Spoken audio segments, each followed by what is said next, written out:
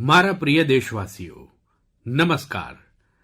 મન કી બાતમાં એકવાર ફરી આપ સૌનું સ્વાગત છે. માર્ચનો આ મહિનો વૈશ્વિક સ્તર પર ખૂબ જ હલચલભર્યો રહ્યો છે. આપણને બધાને યાદ છે કે સમગ્ર વિશ્વ ભૂતકાળમાં કોવિડના લીધે એક લાંબા સમય સુધી અનેક સમસ્યાઓમાંથી પસાર થયો હતો. આપણને બધાને અપેક્ષા હતી કે કોરોના સંકટમાંથી નીકળ્યા પછી દુનિયા નવેસરથી પ્રગતિની રાહ પર આગળ વધશે.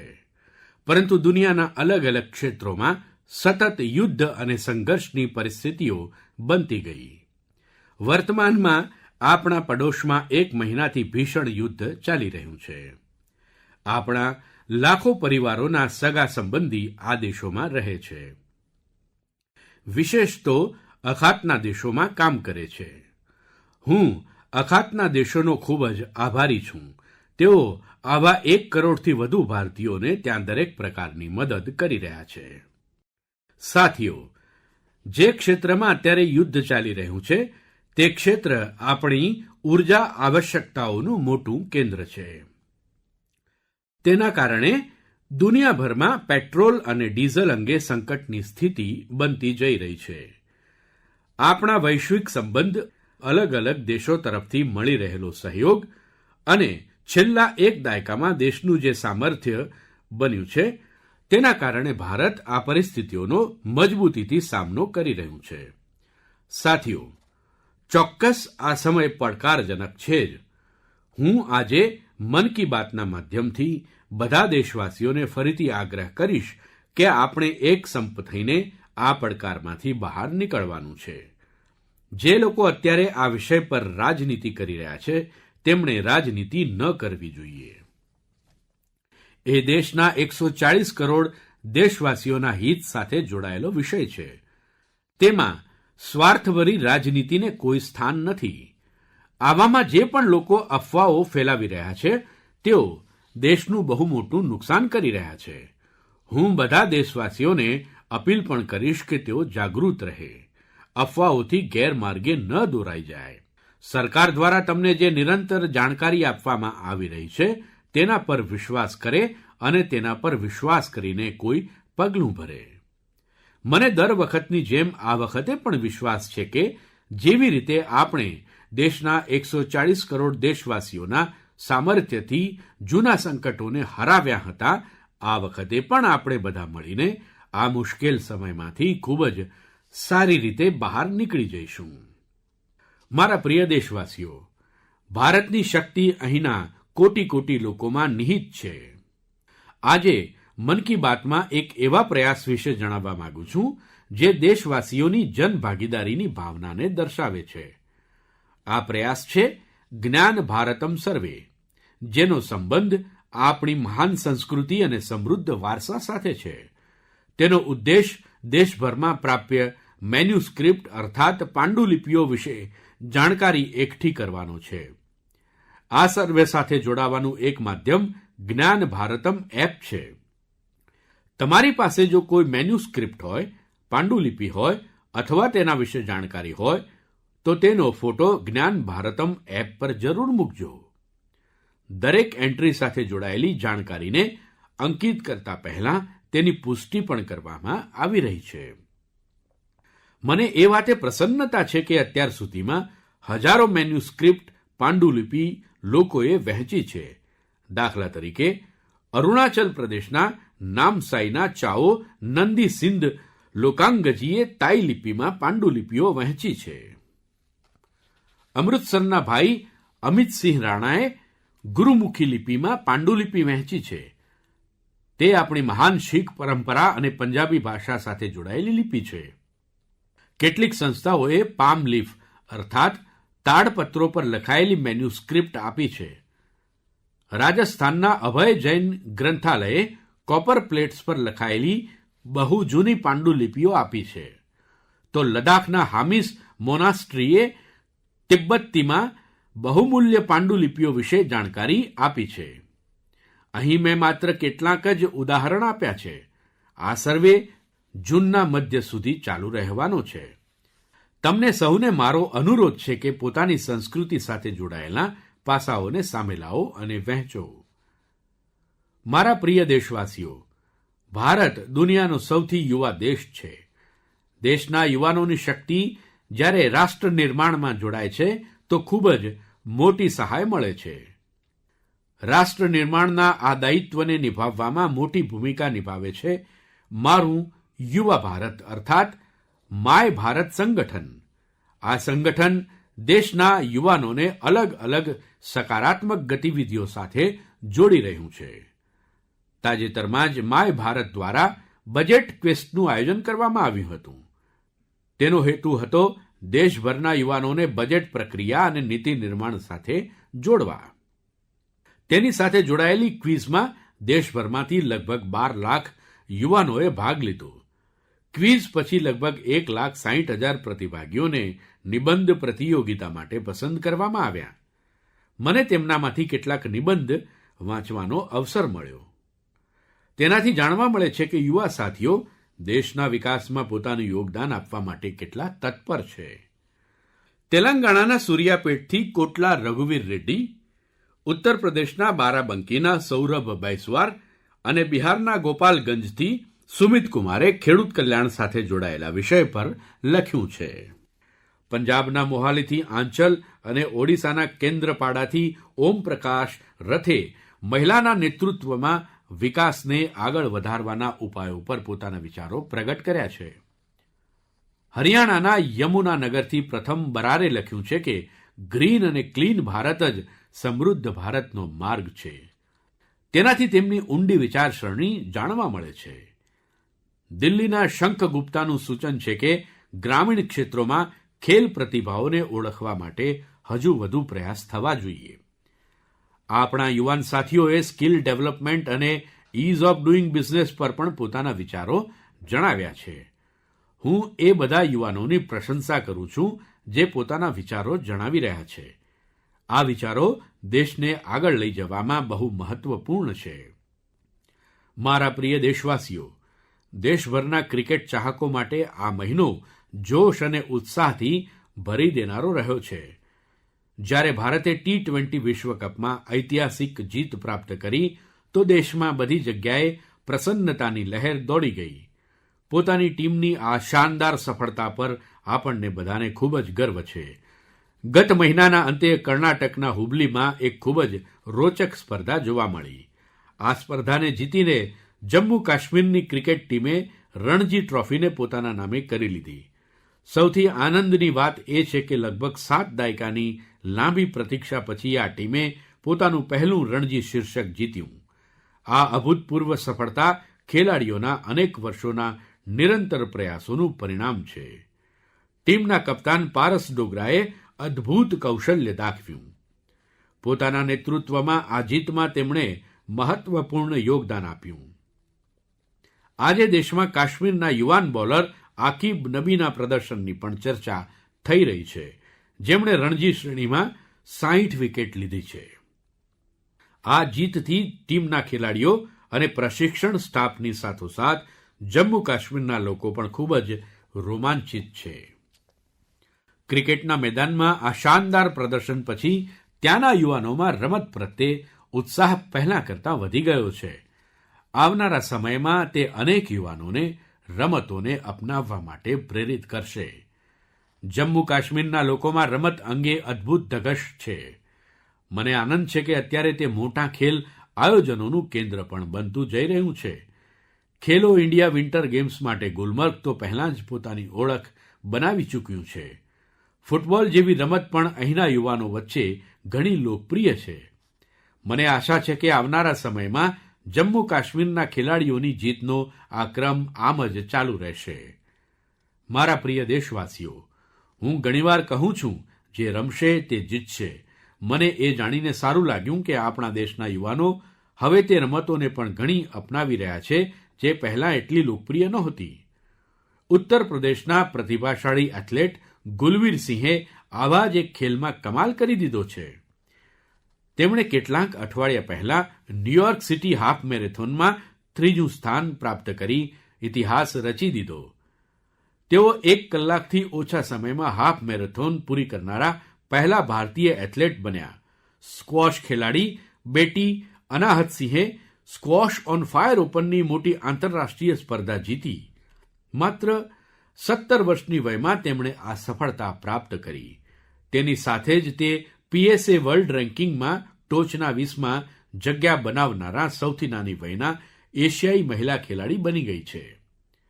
મને અસ્મિતા એથ્લેટિક્સ લીગની જાણકારી પણ મળી છે. તેમાં 8 માર્ચે મહિલા દિવસના અવસર પર અનેક સ્પોર્ટિંગ ઇવેન્ટ્સનું શાનદાર આયોજન કરવામાં આવ્યું હતું. લીગમાં લગભગ 2 લાખ દીકરીઓએ ભાગ લીધો. એ જોઈને સારું લાગે છે કે ભારતની નારી શક્તિ દેશમાં થઈ રહેલા આ રમત પરિવર્તનમાં મહત્વપૂર્ણ ભૂમિકા નિભાવી રહી છે. સાથીઓ, મારો સદૈવ એવો આગ્રહ રહ્યો છે કે તમે બધા તમારી ફિટનેસ પર અવશ્ય ધ્યાન આપો. આંતરરાષ્ટ્રીય યોગ દિવસમાં હવે 100 દિવસથી પણ ઓછો સમય બચ્યો છે. સમગ્ર દુનિયામાં યોગ પ્રત્યે આકર્ષણ પણ સતત વધી રહ્યું છે. આફ્રિકાના જીબુતીમાં અલ્મીસજી પોતાના અરવિંદ યોગ સેન્ટર દ્વારા યોગને પ્રોત્સાહન આપી રહ્યા છે. તેઓ ત્યાંના અનેક સ્થાનો પર પણ લોકોને યોગ શીખવાડે છે. તમારામાંથી અનેક લોકોએ ઇન્સ્ટાગ્રામ કન્ટેન્ટ ક્રિએટર યુવરાજ દુઆની પોસ્ટ પર મારા પ્રતિભાવ અંગે કોમેન્ટ કરી છે. તેમણે મને આગ્રહ કર્યો હતો કે હું તેમના પિતાને કહું કે તેઓ ખાંડ ઓછી લે. મને આનંદ છે કે મારા અનુરોધનો તેમના પિતા પર સકારાત્મક પ્રભાવ પડ્યો છે. હું તમને બધાને આગ્રહ કરીશ કે તમે પણ ખાંડનું પ્રમાણ ઓછું કરો અને જેવું મેં અગાઉ પણ કહ્યું છે, આપણે ભોજનના તેલમાં 10%નો કાપ પણ કરવો છે. આ નાના નાના પ્રયાસોથી તમે સ્થૂળતા અને જીવનશૈલી સાથે જોડાયેલી બીમારીઓથી દૂર રહેશો. મારા પ્રિય દેશવાસીઓ, એક જૂની કહેવત છે, કરત કરત અભ્યાસ કે જડમત હોત સુજાન. અર્થાત આપણે જ્યારે નિરંતર અભ્યાસ કરીએ છીએ તો એટલી જ વધુ બુદ્ધિમત્તા પ્રાપ્ત કરતા જઈએ છીએ. લોકો પણ સૌથી શ્રેષ્ઠ ત્યારે શીખે છે જ્યારે તેમની સક્રિય ભાગીદારી હોય છે. મને બેંગલુરુમાં શિક્ષણ સાથે જોડાયેલા એક અદ્વિતીય પ્રયાસ વિશે જાણકારી મળી છે. અહીં એક ટીમ પ્રયોગ ઇન્સ્ટિટ્યૂટ ઓફ એજ્યુકેશન રિસર્ચ ચલાવી રહી છે. આ ટીમનું રિસર્ચ પ્રોજેક્ટ્સ પર વિશેષ ફોકસ છે. આ ટીમ શાળાના સ્તરે વિજ્ઞાન શિક્ષણને લોકપ્રિય બનાવવામાં લાગેલી છે. તેમણે અન્વેષણ નામનો એક પ્રયોગ કર્યો છે. તેના દ્વારા 9માથી 12મા ધોરણ સુધીના વિદ્યાર્થીઓને કેમિસ્ટ્રી, અર્થ સાયન્સ અને વેલનેસ જેવા ક્ષેત્રોમાં ઇનોવેશન કરવાનો અવસર મળે છે. તેનાથી વિદ્યાર્થીઓને રિસર્ચનો ખૂબ જ સારો અનુભવ પ્રાપ્ત થાય છે. સાથે જ પોતાના પ્રોજેક્ટ્સને પબ્લિશ કરવાનું પ્લેટફોર્મ પણ મળે છે. સાથીઓ, પરીક્ષા પર ચર્ચા દરમિયાન કેટલાક વિદ્યાર્થીઓએ મને જણાવ્યું હતું કે તેઓ વિજ્ઞાન ભણવા તો માંગે છે, પરંતુ તેમને તેનાથી ડર પણ લાગે છે. આ દિશામાં પ્રયોગની ટીમનો પ્રયાસ ખૂબ જ પ્રશંસનીય છે. આ પહેલ વિદ્યાર્થીઓને સાયન્સ સાથે જોડાવા અને પ્રેક્ટિકલી કંઈક કરી દેખાડવાનો અવસર આપે છે. જ્યારે આપણે કોઈ ચીજને પોતે કરીને જોઈએ છીએ તો જિજ્ઞાસા અને રુચિ ઉત્પન્ન થાય છે. કોને ખબર કે મારા આ યુવાન સાથીઓમાંથી જ કોઈ આવનારા સમયમાં ઉત્તમ વૈજ્ઞાનિક બને. સાથીઓ, શિક્ષણના માધ્યમથી અતીતને સંરક્ષિત કરવા અને ભવિષ્યને તૈયાર કરવાનો એક પ્રયાસ નાગા સમુદાય કરી રહ્યો છે. આ સમુદાયના લોકો પોતાની આદિવાસી પરંપરાઓનું ખૂબ જ સન્માન કરે છે. તેઓ એના પર ગર્વ તો કરે જ છે, સાથે જ પોતાના અભિગમને આધુનિક પણ રાખે છે. નાગા જનજાતિમાં મોરુંગ લર્નિંગની એક પારંપરિક વ્યવસ્થા હતી. તેમાં વડીલો પોતાના અનુભવોથી યુવાનોને પારંપરિક જ્ઞાન, ઇતિહાસ અને જીવન કૌશલ્યો વિશે શીખવતા હતા. સમયની સાથે આ પ્રણાલી હવે મોરુંગ કન્સેપ્ટ ઓફ એજ્યુકેશનમાં બદલાઈ ગઈ છે. તેના માધ્યમથી બાળકોમાં ગણિત અને વિજ્ઞાન જેવા વિષયોમાં રુચિ ઉત્પન્ન કરવામાં આવે છે. તેમાં સમુદાયના વડીલો તેમને વાર્તાઓ, લોકગીત અને પારંપરિક રમતોની સાથે જીવન કૌશલ્યો પણ શીખવાડે છે. આ રીતે આપણું નાગાલેન્ડ પોતાના સાંસ્કૃતિક વારસાને સુરક્ષિત રાખવાની સાથે બાળકોના શિક્ષણને આગળ લઈ જઈ રહ્યું છે. તમને પણ પોતાના ક્ષેત્રમાં આવા પ્રયાસો વિશે જાણવા મળે તો મને જરૂર જણાવજો. મારા પ્રિય દેશવાસીઓ, દેશના અનેક હિસ્સાઓમાં ઉનાળાની શરૂઆત થઈ ગઈ છે, એટલે કે આ સમયે જળ સંરક્ષણના પોતાના સંકલ્પનો ફરીથી પુનરોચ્ચાર કરવાનો છે. છેલ્લા 11 વર્ષમાં જળ સંચય અભિયાને લોકોને ઘણા જાગૃત કર્યા છે. આ અભિયાન હેઠળ દેશભરમાં લગભગ 50 lakh artificial water harvesting structure બનાવવામાં આવ્યા છે. મને એ જોઈને સારું લાગે છે કે હવે જળ સંકટનો સામનો કરવા માટે ગામે ગામ સામુદાયિક સ્તર પર પ્રયાસ થવા લાગ્યા છે. ક્યાંક જૂના તળાવોની સફાઈ થઈ રહી છે, ક્યાંક વરસાદના પાણીને સંગ્રહિત કરવાનો પ્રયાસ કરવામાં આવી રહ્યો છે. અમૃત સરોવર અભિયાન હેઠળ પણ દેશભરમાં લગભગ 70,000 અમૃત સરોવર બનાવવામાં આવ્યા છે.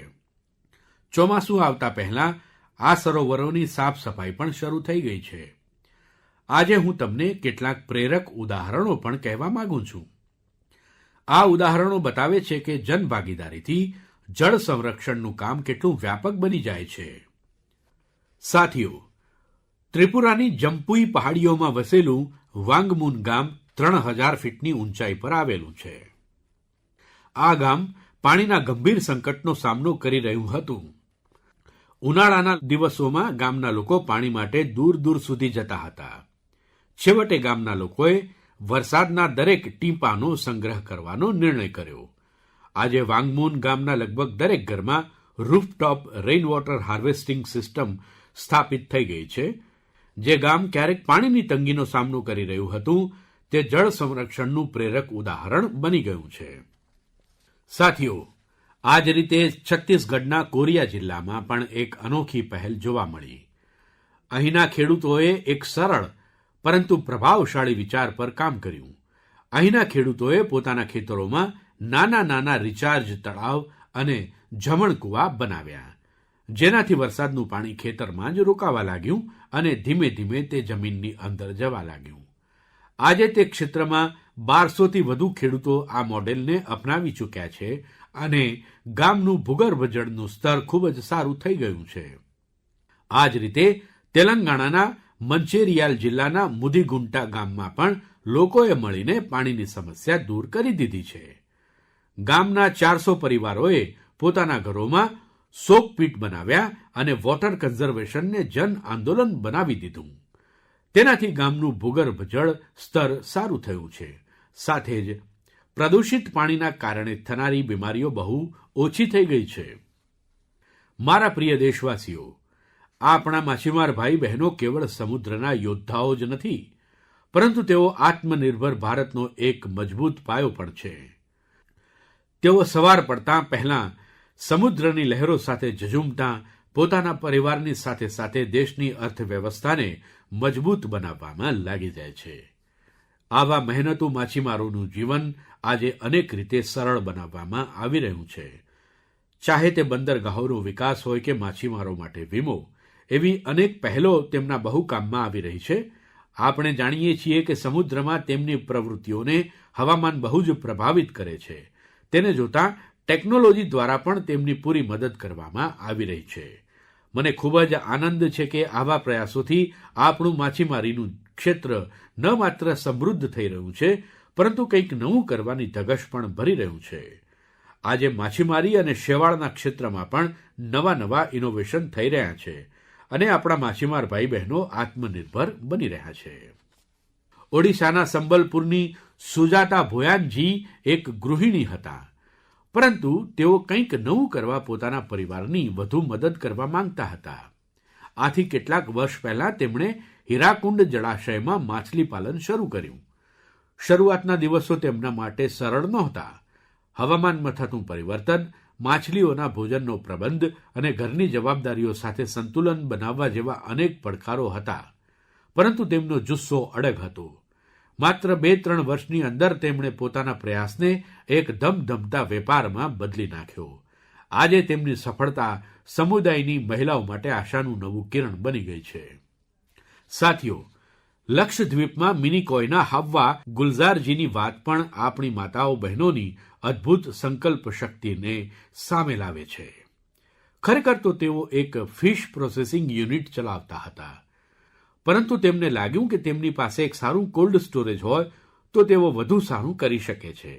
આથી તેમણે કોલ્ડ સ્ટોરેજ યુનિટ મૂકવાનો નિર્ણય કર્યો. આજે તે તેમની શક્તિ બની ચૂક્યું છે. હવે તેઓ વધુ સારા આયોજન સાથે વેપાર કરી શકે છે.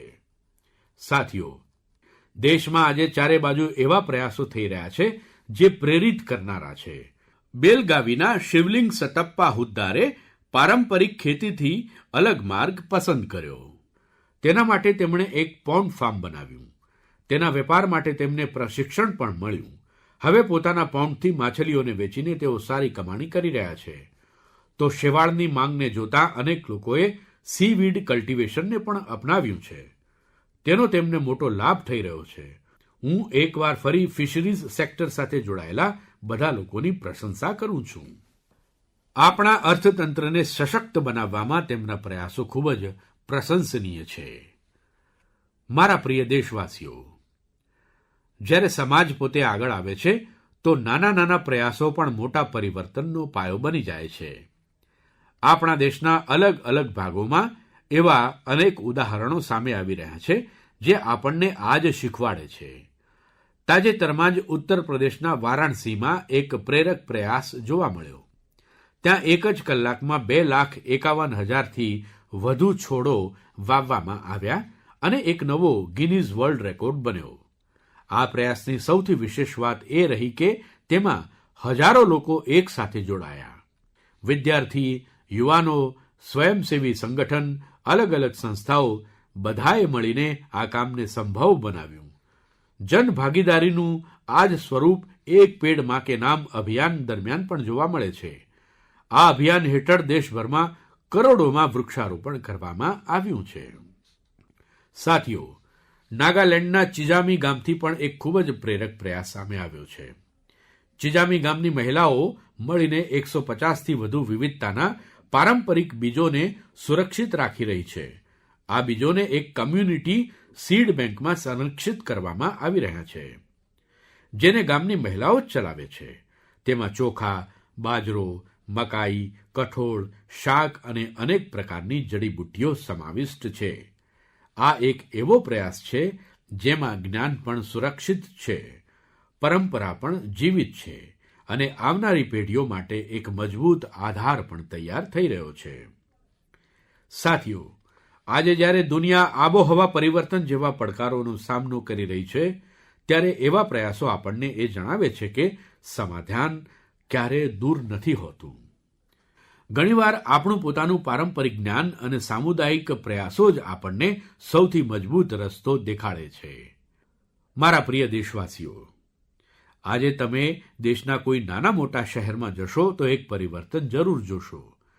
તમને મોટી સંખ્યામાં ઘરોની છત પર સોલાર પેનલ લાગેલી દેખાશે. કેટલાક વર્ષ પહેલાં સુધી તે ગણા ગાંઠ્યા ઘરો પર જ દેખાતી હતી, પરંતુ આજે પીએમ સૂર્યઘર મુફ્ત બિજલી યોજનાનો પ્રભાવ દેશના ખૂણે ખૂણે દેખાવા લાગ્યો છે.